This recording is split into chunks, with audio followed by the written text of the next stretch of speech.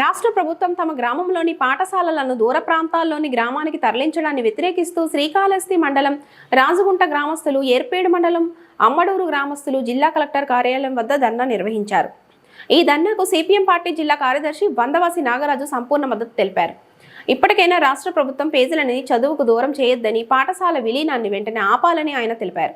జగన్ ప్రభుత్వం లాగా తన కూటమి ప్రభుత్వం పాఠశాలలను విలీనం చేయనని ఎన్నికల్లో హామీలు ఇచ్చి ఇప్పుడు పేదలకి అన్యాయం చేయడం సరైంది కాదని వందవాసి నాగరాజు తెలిపారు.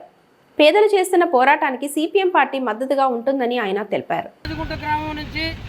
అదేవిధంగా ఏర్పేడు మండలం అవుడూరు గ్రామాల నుంచి పేదలందరూ కూడా చిన్నపిల్లల భవిష్యత్తు గురించి ఇక్కడికి కలెక్టర్ ఆఫీస్కి రావడం జరిగింది.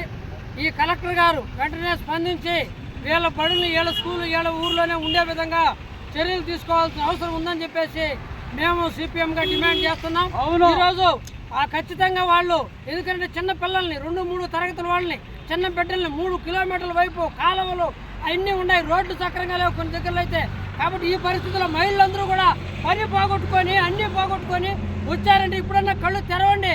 ఆ నియోజకవర్గం ఎమ్మెల్యే గారు మీరైనా చెప్పండి కలెక్టర్ గారికి, సుధీర్ రెడ్డి గారు ఏం చేస్తారు? పిల్లకాయలకు చదువు దూరం చేయము, మేము జగన్ లాగా చేయము, స్కూల్ అన్నీ కలపమని చెప్పారు కదా, ఇప్పుడు ఎందుకు మళ్ళీ కలుపుతున్నారు? పేదవాళ్ళ జీవితాలకు వాళ్ళ చదువు లేకుండా చేయడం కోసమా?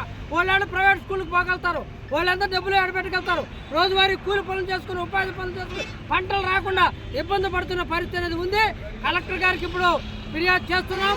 వెంటనే నిర్ణయం తీసుకుని కొన్ని స్కూళ్ళే కాదు అన్ని స్కూళ్ళు కూడా పేదవాళ్ళు ఎక్కడైతే ఇబ్బంది అని చెప్తారో అన్ని స్కూళ్ళు కూడా ఈరోజు మీరు ఈ కలపకుండా వాళ్ళ స్కూల్ వాళ్ళ ఊర్లోనే ఉండేటట్టుగా చర్యలు తీసుకోవాలని చెప్పి జిల్లా కలెక్టర్ గారికి నేను విజ్ఞప్తి చేస్తా ఉన్నాను.